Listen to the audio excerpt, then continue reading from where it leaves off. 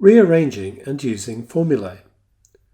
A formula is similar looking to an equation, but it doesn't have a solution, at least not until we know some of the variables. When we know some of the variables and we substitute them in, it actually becomes an equation.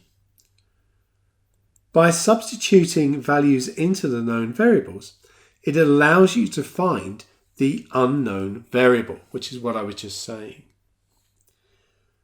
The letter on its own is known as the subject of the formula. So for example, if you have c equals 2 pi r, c is the subject of the formula because it's over here on its own. If you have a equals pi r squared, then a is the subject of the formula. Sometimes we are asked to rearrange a formula to make another letter the subject of the formula.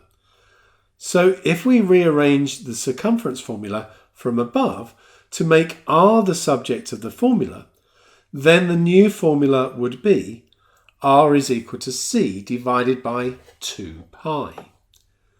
To rearrange a formula, it is easiest to act like you are solving the equation, but instead of a final value, you end up with a new formula. All formulae are relationships between variables.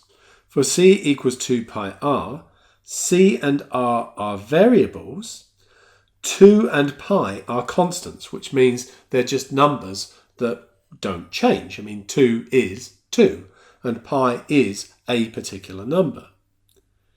If we know the value of r, we can calculate c, and if we know the value of c, we can calculate r, either by rearranging. So if we know the value of r, we can calculate c here.